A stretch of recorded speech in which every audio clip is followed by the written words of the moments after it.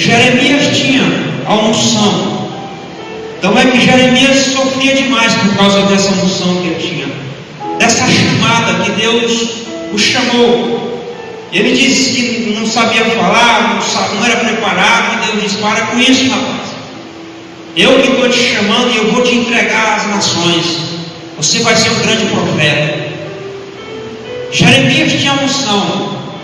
Ele achava que não tinha, ele achava que não podia, mas Deus o capacitou.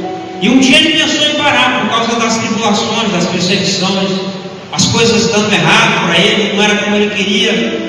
Diz que talvez ele queria que as pessoas ouvissem, se arrependessem, se convertessem, mas não. Algumas batiam nele, maltratavam, xingavam ele, lançaram ele no bolso, cheio de lama. Era maltratado. Mas a unção que tinha em Jeremias era tão grande que, mesmo com vontade de parar, ele disse que não conseguia, porque ardia com fogo dentro dele. Ele não podia deixar de pregar a palavra de Deus. Quando a unção ela é derramada, irmão, o homem ele recebe uma autoridade, ele recebe algo jamais visto, e ele tem vontade de fazer a obra. Se uma pessoa diz cheia do Espírito Santo, mas não tem vontade de fazer a obra, não tem vontade de vir para a igreja, não tem vontade de evangelizar, não tem vontade de ler a Bíblia, ele está sem unção. Mas quando o homem recebe a unção, ele recebe a autoridade jamais vista. Deus não quer nos dar poder para nós ficar entre quatro paredes. Deus nos quer dar poder para fazer a sua obra, a sua vontade. Deus nos quer nos capacitar. Deus quer nos dar autoridade, nos quer dar força. E a unção vai nos capacitar para toda boa obra que Ele tem para nós. E nós temos que pregar o Evangelho da graça. O texto que eu li na primeira carta de João, ele dá aqui um ensinamento para nós sobre a unção. Havia pessoas naquela época, e a igreja estava entre eles. A igreja estava lá, ela foi afundada por um pregador, mas começou a surgir falsos profetas, falsos ensinadores, estavam pregando heresias. Haviam pessoas que se declaravam ser o Cristo, havia pessoas pregando blasfêmias, heresias, e aquela igreja que foi instruída na palavra, uma igreja que foi capacitada na palavra, ela estava sendo corrompida pelas heresias, pelos falsos ensinamentos. Elas estavam se deixando levar pelas heresias, por essa palavra que vinha do diabo, mesmo se conhecendo a verdade. E o apóstolo João vai escrever aqui: eu não escrevi a vocês porque vocês não sabem, pelo contrário, vocês sabem. Nem necessitaria que eu me ensinasse, que eu falasse isso novamente, porque vocês foram capacitados, vocês sabem tudo sobre isso. Mas eu escrevi isso a vocês porque tem muitas pessoas enganando vocês. Tem pessoas anônimas que não conhecem ainda a verdade, e tem até pessoas que conhecem, mas tem medo, ou tinha medo, ou tinha alguma coisa que não podia falar, não podia ir contra os falsos ensinamentos, então estavam se deixando corromper tudo.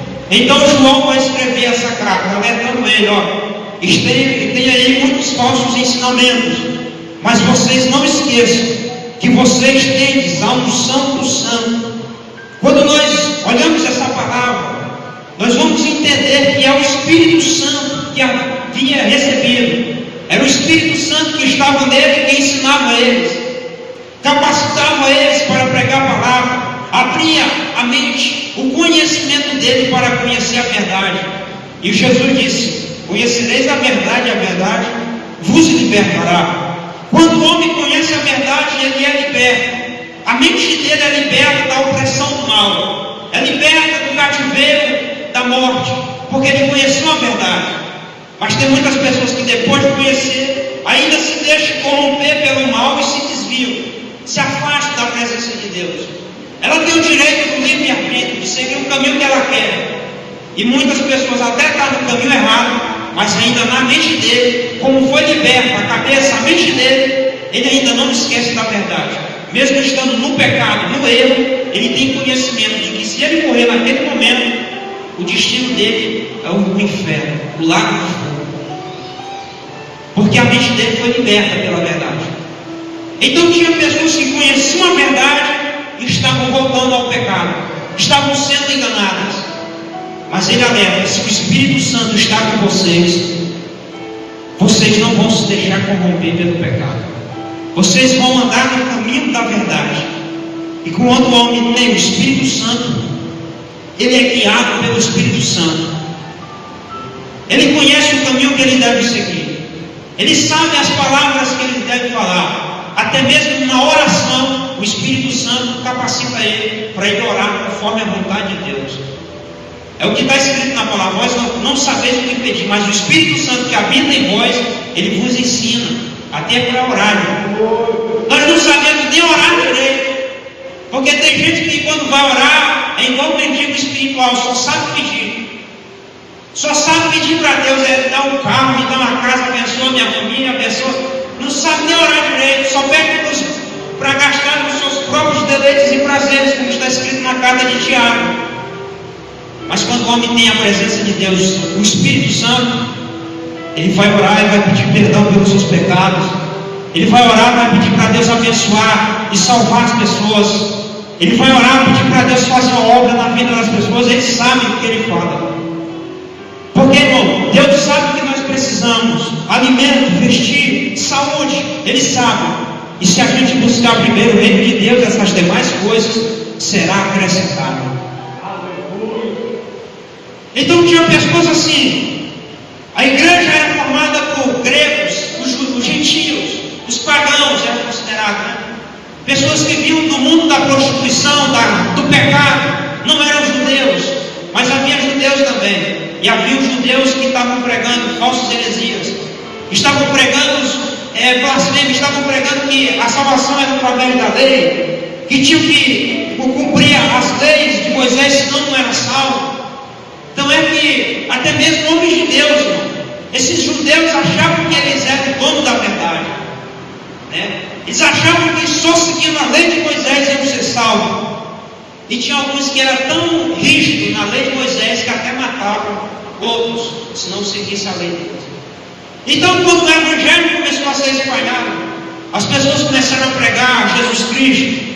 O apóstolo Paulo, que era um judeu, vinha da tribo de Benjamim, teólogo, poliglota, homem estudado na lei, conhecia a lei, era tão rígido que ele começou a ir contra o cristianismo, começou a perseguir os cristãos. Até que Deus lá do céu olhou, não tinha mastro que parasse diante de Paulo, nem mesmo o apóstolo Pedro, que andava com a espada na cintura. Um homem que era valente, nem ele teve coragem de parar diante do apóstolo, que naquela época se tinha igreja. Então Jesus olhou do céu: se não tem mastro lá para parar ele, esse meu. Foi aí no caminho de Damasco, uma luz brilhou diante dos olhos dele. Estava Paulo e outros companheiros que estavam indo a Damasco para perseguir a igreja. Então Jesus apareceu para ele e Paulo caiu de joelhos. Eu acredito que talvez Jesus apareceu para matar o infeliz, mas quando ele caiu de joelho, ele conhecia a lei. Ele cegou, Jesus cegou o apóstolo Paulo e ficou cego. E Jesus disse: por que me persegues? Foi ali que aconteceu uma transformação na vida do apóstolo Paulo. Um homem que era judeu, seguidor da lei de Moisés, agora se converte ao cristianismo e vai pregar o evangelho. Então ele começa, como Jesus disse, pregar primeiro em Jerusalém, em Samaria e até os confins da terra. Ele começou por Jerusalém, começou pelos judeus, começou ali para os homens que achavam que era salvo, e começou a pregar um evangelho diferente. Começou a pregar coisas novas. Era o evangelho das boas novas. Os judeus não aceitaram de maneira nenhuma. Um homem que estava perseguindo a igreja, agora se converte e começa a pregar o evangelho. Então começa a perseguir o apóstolo Paulo. Paulo continuou pregando, como ele viu que eles não iam aceitar, então ele disse: ok, já fiz a minha parte, preguei o evangelho para vocês, agora quando vocês não quiserem, vou eu pregar para os gentios, Samaria até os confins da terra. E ele começou a pregar para os pagãos, para os homens que não tinham a lei de Moisés, não tinham a verdade, não tinham nada, só tinham o pecado deles, só faziam o que era errado. Então ele começa a pregar para eles. E diferente dos judeus, eles receberam o Evangelho e começaram a aceitar Jesus. E a igreja começou a crescer. Até mesmo alguns judeus que moravam em algumas terras distantes. E começaram a igreja a crescer. E os apóstolos lá em Jerusalém, até que ouviram falar de um tal de um apóstolo Paulo, que pregava aí, era apóstolo, pregava para os gentios. Até que se encontraram ele, os apóstolos, Paulo e Pedro, imagina um embate de gigantes. E o apóstolo Pedro perguntando para ele: quem te consagrou, apóstolo? Ele olha para ele e diz: eu conheço um homem, que se no corpo não sei, se fora do corpo também não sei. Jesus arrebatou ele, levou até o céu e mostrou coisas lá extraordinárias que não é visto por homens carnais contarem. O evangelho que Paulo aprendeu com Jesus, o evangelho que Paulo aprendeu lá em cima, que Jesus mesmo ensinou para eles. Então eles entenderam que Jesus mesmo consagrou o apóstolo Paulo. Então fizeram um acordo: vocês pregam para os judeus, eu, Paulo, prego para os gentios. E o evangelho começou a crescer. Então o apóstolo Pedro aceitou que Jesus também estava salvando os gentios. Filipe foi até Samaria. Lá muitas pessoas se converteram. O apóstolo Pedro ouviu da história que a Samaria estava se convertendo. Então foi lá e viu de verdade que Samaria estava aceitando Jesus. Outro dia aconteceu uma coisa extraordinária na casa de Cornélio. Gentios, pagãos, o Espírito Santo desceu sobre eles. E ele começou a dizer: Jesus também derramou do Espírito Santo sobre os gentios. Então aceitou o Evangelho, aceitou que Jesus estava salvando os pagãos. Mas quando foi o dia, quando estavam alguns líderes religiosos, famosos, conhecidos, estavam vendo ali Pedro, que estava ali com os gentios, bebendo no copo que eles também estavam reunidos ali perto deles.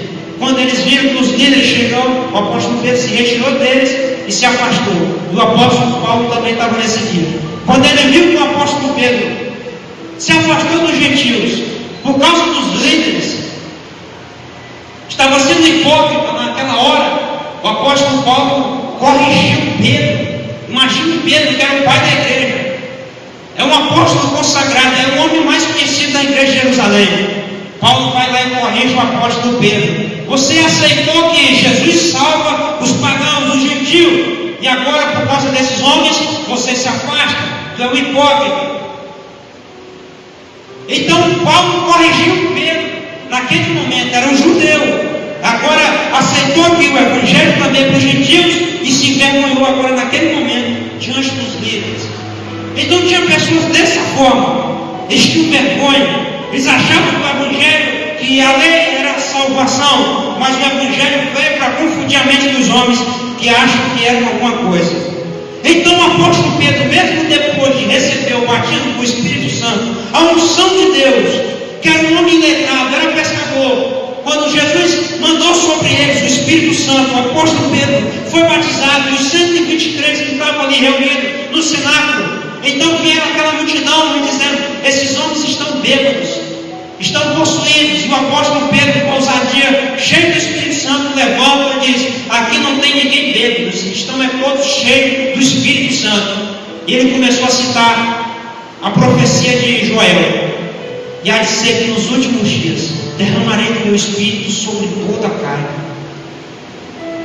E quando os líderes religiosos viram aquilo, começou a dizer: como esse homem que é iletrado, que não estudou com Gamaliel, com os outros homens inteligentes, conhece, tem esse conhecimento extraordinário. Então eles entenderam que a unção de Deus estava no apóstolo Pedro e capacitou ele naquela hora. Ele nem era estudado, mas tudo que ele aprendeu com Jesus capacitou a mente de Pedro. E naquela hora ele deixou se enganar. Ele se deixou levar pelo orgulho, pelos líderes religiosos. Então Jesus, ele nos deu a unção, o Espírito Santo. O Espírito Santo, ele nos faz lembrar. O Espírito Santo nos faz lembrar das coisas de Deus, lembrar do caminho certo, para nos corrigir.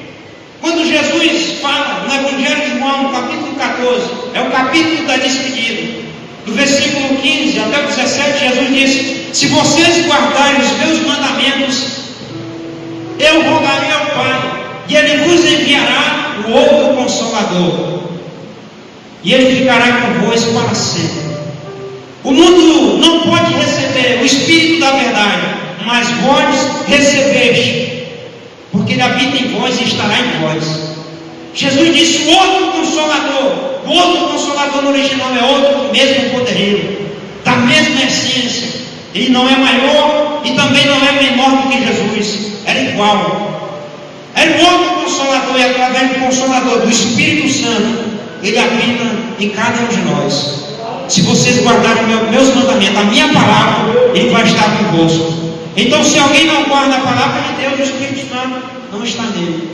É por isso que o salmista disse: guardei a tua palavra no meu coração, para eu não pecar contra ti. Então, quando alguém não guarda a palavra de Deus, o Espírito Santo não está nela. Ele se retira. Mas se ele lembrar, se arrepender, o Espírito Santo volta, santifica a vida dele, a vida dela, transforma ela, capacita ela, a mente dela. O mundo não conhece, mas vocês conhecem, porque ele habita em vós. No verso 26, Jesus disse: o Consolador, o Espírito Santo, que meu Pai enviará em meu nome, ele vos ensinará e vos fará lembrar de tudo o que eu disse. Então é o Espírito Santo, irmão, que nos faz lembrar da palavra de Deus. Tem dia que a gente está se esquecendo de tudo, né, irmão? Tem dia que as coisas do mundo estão tão assim na nossa mente: celular, outras coisas, projetos, bens materiais, que a gente se esquece por um momento. Aí o Espírito Santo vai na nossa mente e diz: ei, não se esqueça do que Jesus falou. Não se esqueça da palavra de Deus. Não se esqueça que esse mundo é passageiro, que vós sois peregrinos em terra estrangeira. Em breve Jesus irá voltar. Esse mundo é passageiro, que a gente deve buscar primeiro o reino de Deus e a sua justiça, e as demais coisas ele acrescenta em nossa vida. Então é o Espírito Santo que nos faz lembrar das coisas de Deus, irmão. Porque se ele não nos faz lembrar, a gente anda pelos caminhos do mal. A gente não lembra de vir para a igreja, a gente deixa de vir para a igreja, a gente esfria. A gente não quer mais congregar, a gente só quer fazer o que é errado. A gente só faz coisa errada se o Espírito Santo estiver em nós. E é por isso que a Bíblia diz: não entristeçais o Espírito Santo, porque o Espírito Santo é sensível. Ele não é como Jesus. O negócio era tão sério que Jesus disse: se alguém pecar, blasfemar contra Deus, contra mim, sou filho, tem perdão. Mas se blasfemar contra o Espírito Santo, não terá perdão nem hoje nem no futuro. O Espírito Santo é sensível. Ele percebe por nós com gemidos inexprimíveis. Ele é sensível e ele só habita em corações abertos, como um beija-flor. Se uma flor está aberta, o beija-flor vai lá. Assim é o Espírito Santo. Se o homem abrir o coração, ele vai lá e habita nele. Se o homem deixar ele habitar, o Espírito Santo habita, capacita, ensina, faz lembrar da palavra de Jesus. Não se turbe o vosso coração. Credes em Deus e credes também em mim. Na casa de meu Pai há muitas moradas para todo mundo. Então é o Espírito Santo que nos faz lembrar, irmãos, de tudo. E é graças a Ele que nós estamos aqui. Eu acredito que antes de a gente entrar, ele já estava ali na porta, esperando, ansioso, para a gente entrar aqui e dizer: glória a Deus, aleluia. O Espírito Santo é tão extraordinário, vou falar dele. Ele não faz o homem dar glória para ele, glória ao Espírito Santo. Não, mas ele faz a gente lembrar de tudo e dar glória a Deus. Quando a gente fica aquela vontade de dar glória a Deus, o Espírito Santo diz: dá glória a Deus, diz glória a Jesus. É o Espírito Santo que nos faz essas coisas. É o Espírito Santo que nos capacita. É o Espírito Santo que toca em nosso coração para a gente se arrepender dos nossos pecados. Sem Ele, irmão, o que seria de nós? E Jesus habita em nós através do Espírito Santo, o Espírito da verdade. Nós somos ensinados a vida toda, irmão, errado, de que Jesus vai arrebatar a igreja. Mas a Bíblia diz assim: que quando Jesus voltar, naquele dia a trombeta vai soar, e ele ficará nos ares, e o Espírito Santo que habita em nós vai transformar o nosso corpo e nos arrebatar até o noivo. Vamos encontrar o Senhor nos ares. É o Espírito Santo que vai transformar o nosso corpo carnal, corruptível, para um corpo incorruptível, na hora. nosso corpo vai ser transformado, a dor vai passar, a tristeza, essas ilusões, tudo passará, e o Espírito Santo vai levar a noiva até o noivo. Já leu aquela história de Abraão, que o empregado vai atrás de uma noiva para Isaac? Abraão representa Deus, Isaac representa Jesus, e o servo de Abraão representa o Espírito Santo, que vai atrás da noiva para Isaac. Assim o Espírito Santo veio preparar a noiva para o noivo, que é Jesus. A qualquer dia vai acontecer um casamento entre a igreja e Jesus Cristo. Hoje nós somos a noiva do Cordeiro, mas quando a trombeta soar, vai haver a festa do Cordeiro, vai haver a festa de casamento, as bodas do Cordeiro. Virá gente de todas as partes, dos 4 cantos da terra, judeus e gentios. Nós somos brasileiros considerados gentios. Os que estão no caminho do Senhor vai ser arrebatado e vai estar lá, naquele dia, na mesa do Cordeiro, participando de um banquete extraordinário. Vai ser 7 anos. 7 anos enquanto acontece a grande tribulação. Nesse tempo vamos estar lá, mas depois desses 7 anos, a igreja vai se levantar e vai vir com Jesus no céu, a cavalos. Jesus vai pegar um cavalo branco, e como foi profetizado no livro de Judas, que antecede o Apocalipse, e viu o Senhor com milhares dos seus santos, a igreja, montados em cavalos. Jesus vai vir para destruir o anticristo e os inimigos de Israel, que vai cercar Jerusalém para destruir ela. E quando ele vier, vai destruir pelo sopro da boca dele, e vai matar todos os seus inimigos, o anticristo, a besta, o falso profeta. Jesus vai lançar eles no lago de fogo e enxofre, e vai queimar para todo sempre. E eles que vão estar com o corpo que nem o nosso, Jesus vai dar um corpo indestrutível, que não se destrói, mas vão sentir a dor do inferno, do lago do fogo. Mas a igreja vai estar na glória, reinando com Cristo. E nós aguardamos essa promessa. É o Espírito Santo que nos faz lembrar disso. É por isso que nós estamos aqui, irmão. Temos que ser gratos. Não é por isso que eu disse, é um privilégio nós estarmos aqui, irmão. É um privilégio do Espírito Santo nos trazer à memória tudo isso, né? É um privilégio. Quantas pessoas aí não têm esse privilégio? Mas é a nossa responsabilidade de levar o Evangelho para elas. E Jesus, ele enfatiza isso. Ele disse: o Espírito Santo, a obra dele é essa, é convencer o homem do pecado, da justiça e do juízo. Então nós pregamos, mas a obra quem faz não é nós. A nossa responsabilidade é pregar. Não é para quem tem dom, é para quem sabe falar de Jesus, irmão. E é Ele quem nos capacita. Não é um dom a pregação. Ele nos dá sabedoria. Então Ele nos capacita, qualquer um pode pregar sobre Jesus. Pode pregar no microfone na rua, pode evangelizar, pode estar falando, conversando, mas está falando de Jesus. Então é obra nossa pregar o Evangelho. Agora a obra quem faz é o Espírito Santo. Ele convence o homem a se arrepender de seus pecados. Depois que a verdade entra nele, liberta ele, aí então ele se converte e aceita Jesus. Então a nossa obra é essa. E necessita de obreiras, para fazer a obra de Deus. Glória a Deus. Falar é uma coisa, mas temos que colocar em prática. Então, Jesus vai abençoar essa obra em nome de Jesus. Não é para ver a igreja cheia, não é para para nos alegrar, mas é para alegrar a Deus. Hoje aqui é um culto de adoração a Deus, é para Deus esse culto. Agora, quando saímos para pregar, é para trazer essas almas para Deus. Então, aqui é um culto e as pessoas têm que vir, se reunir, congregar, como diz a palavra de Deus, e adorar a Deus. Um ensaio, para que naquele dia seja tudo mesmo completo. Hoje é só um ensaio, mas naquele dia vai ser completo. A igreja. E é tão extraordinário que no livro de Apocalipse fala sobre 2 multidões, 144 mil. São judeus, vão vir da grande tribulação. E uma grande multidão que ninguém podia contar. Assim que João descreve, uma grande multidão, é gente demais. Tanta gente que nem se podia contar. Imagine aí, uma multidão, um coral adorando a Deus naquele dia no céu. E nós estamos aguardando esse dia. Graças a Deus. Fique de pé. Aleluia. Louvado é o nome de Jesus para todos sempre. Toda honra e toda glória pertence somente a Deus, irmão. Então, Deus tem pressa.